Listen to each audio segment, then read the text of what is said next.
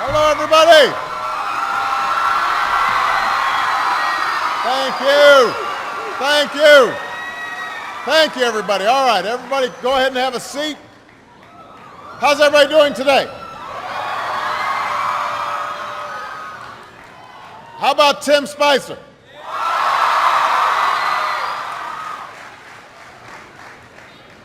I am here with students at Wakefield High School in Arlington, Virginia, and we've got students tuning in from all across America, from kindergarten through 12th grade.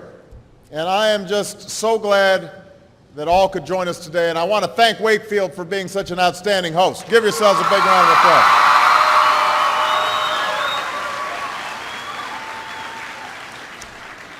Now, I know that for many of you, today is the first day of school.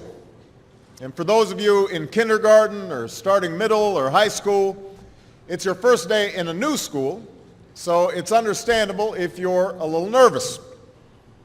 I imagine there's some seniors out there who are feeling pretty good right now, with just one more year to go.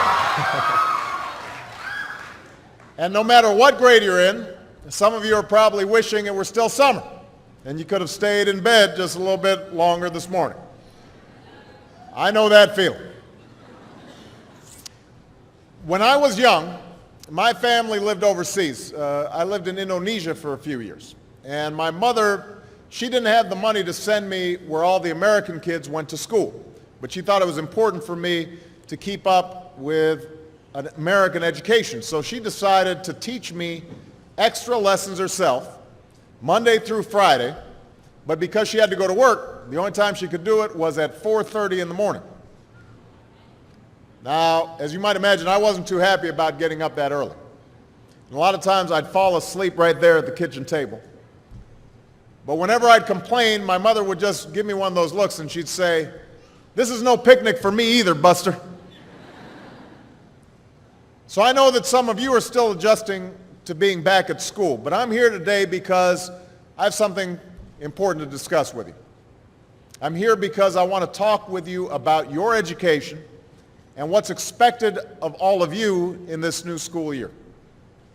Now, I've given a lot of speeches about education, and I've talked about responsibility a lot.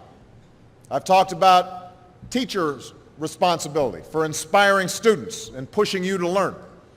I've talked about your parents' responsibility for making sure you stay on track and you get your homework done and don't spend every waking hour in front of the TV or with the Xbox.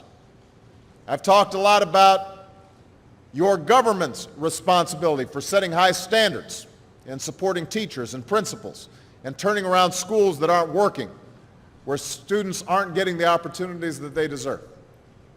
But at the end of the day, we can have the most dedicated teachers, the most supportive parents, the best schools in the world, and none of it will make a difference. None of it will matter unless all of you fulfill your responsibilities. Unless you show up to those schools, unless you pay attention to those teachers, unless you listen to your parents and grandparents and other adults and put in the hard work it takes to succeed. And that's what I want to focus on today. The responsibility each of you has for your education.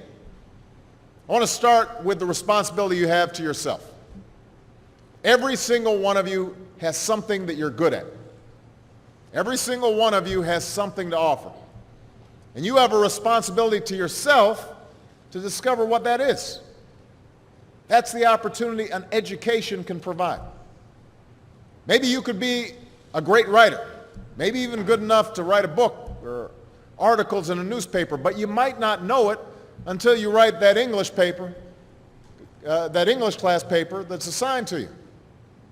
Maybe you could be an innovator or an inventor, maybe even good enough to come up with the next iPhone or the new medicine or vaccine, but you might not know it until you do your project for your science class. Maybe you could be a mayor or a senator or a Supreme Court justice, but you might not know that until you join student government or the debate team. And no matter what you want to do with your life, I guarantee that you'll need an education to do it. You want to be a doctor or a teacher or a police officer? You want to be a nurse or an architect, a lawyer or a member of our military? You're going to need a good education for every single one of those careers. You cannot drop out of school and just drop into a good job. You've got to train for it and work for it and learn for it. And this isn't just important for your own life and your own future. What you make of your education will decide nothing less than the future of this country. The future of America depends on you. What you're learning in school today will determine whether we as a nation can meet our greatest challenges in the future. You'll need the knowledge and problem-solving skills you learn in science and math to cure diseases like cancer and AIDS, and to develop new energy technologies and protect our environment. You'll need the insights and critical thinking skills you gain in history and social studies to fight poverty and homelessness, crime and discrimination, and make our nation more fair and more free. You'll need the creativity and ingenuity you develop in all your classes to build new companies that will create new jobs and boost our economy. We need every single one of you to develop your talents and your skills and your intellect so you can help us old folks solve our most difficult problems. If you don't do that, if you quit on school, you're not just quitting on yourself, you're quitting on your country. Now, I know it's not always easy to do well in school. I know a lot of you have challenges in your lives right now that can make it hard to focus on your schoolwork. I get it. I know what it's like. My father left my family when I was 2 years old, and I was raised by a single mom who had to work and who struggled at times to pay the bills and wasn't always able to give us the things that other kids had. There were times when I missed having a father in my life. There were times when I was lonely and I felt like I didn't fit in. So I wasn't always as focused as I should have been on school, and I did some things that I'm not proud of, and I got in more trouble than I should have. And my life could have easily taken a turn for the worse. But I was lucky. I got a lot of second chances, and I had the opportunity to go to college and law school and follow my dreams. My wife, our First Lady, Michelle Obama, she has a similar story. Neither of her parents had gone to college, and they didn't have a lot of money. But they worked hard, and she worked hard so that she could go to the best schools in this country. Some of you might not have those advantages. Maybe you don't have adults in your life who give you the support that you need. Maybe someone in your family has lost their job and there's not enough money to go around. Maybe you live in a neighborhood where you don't feel safe or have friends who are pressuring you to do things you know aren't right. But at the end of the day, the circumstances of your life, what you look like, where you come from, how much money you have, what you've got going on at home, none of that is an excuse for neglecting your homework or having a bad attitude in school. That's no excuse for talking back to your teacher or cutting class or dropping out of school. There is no excuse for not trying. Where you are right now doesn't have to determine where you'll end up. No one's written your destiny for you, because here in America, you write your own destiny. You make your own future. That's what young people like you are doing every day all across America.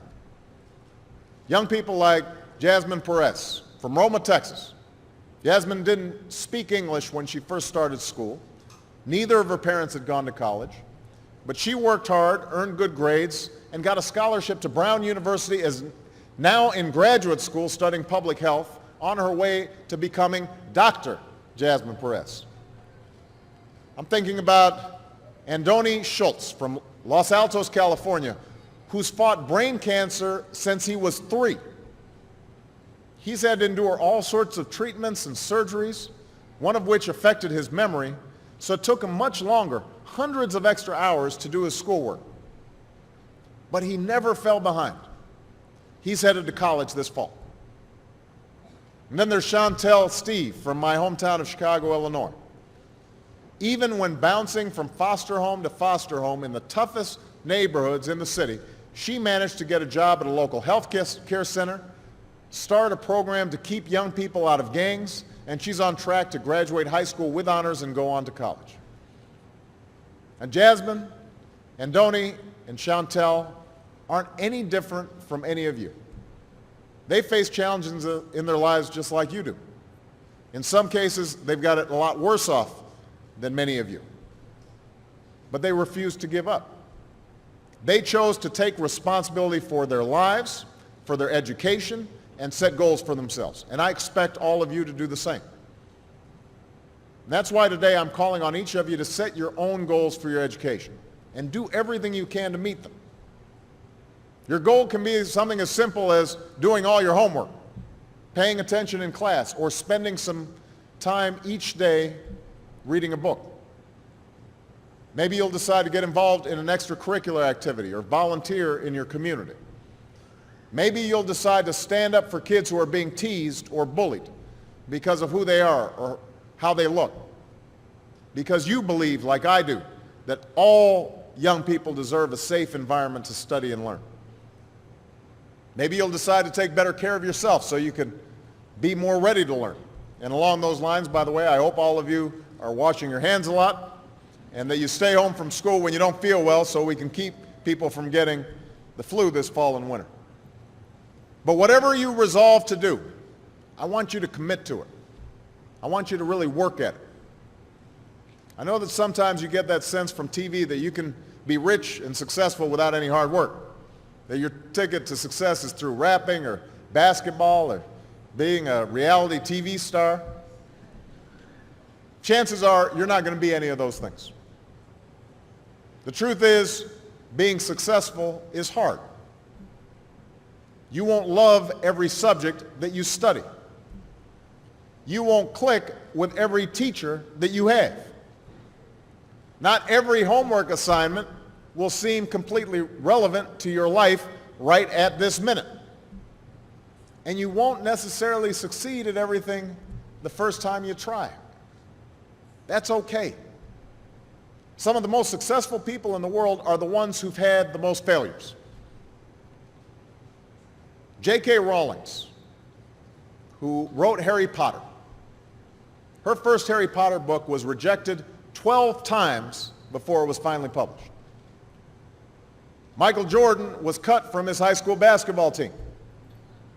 He lost hundreds of games and missed thousands of shots during his career. But he once said, "I have failed over and over and over again in my life, and that's why I succeed." These people succeeded because they understood that you can't let your failures define you. You have to let your failures teach you. You have to let them show you what to do differently the next time. So if you get into trouble, that doesn't mean you're a troublemaker. It means you need to try harder to act right. If you get a bad grade, that doesn't mean you're stupid. It just means you need to spend more time studying. No one's born being good at all things. You become good at things through hard work. You're not a varsity athlete the first time you play a new sport. You don't hit every note the first time you sing a song. You've got to practice. The same principle applies to your schoolwork. You might have to do a math problem a few times before you get it right. You might have to read something a few times before you understand it. You definitely have to do a few drafts of a paper before it's good enough to hand in. Don't be afraid to ask questions. Don't be afraid to ask for help when you need it. I do that every day. Asking for help isn't a sign of weakness, it's a sign of strength, because it shows you have the courage to admit when you don't know something, and that then allows you to learn something new. So find an adult that you trust, a parent, a grandparent, or a teacher, a coach, or a counselor, and ask them to help you stay on track to meet your goals. And even when you're struggling, even when you're discouraged, and you feel like other people have given up on you, don't ever give up on yourself. Because when you give up on yourself, you give up on your country. The story of America isn't about people who quit when things got tough. It's about people who kept going, who tried harder, who loved their country too much to do anything less than their best. It's the story of students who sat where you sit 250 years ago and went on to wage a revolution, and they founded this nation. Young people. Students who sat where you sit 75 years ago, who overcame a depression and won a world war, who fought for civil rights and put a man on the moon. Students who sat where you sit 20 years ago, who founded Google and Twitter and Facebook and changed the way we communicate with each other.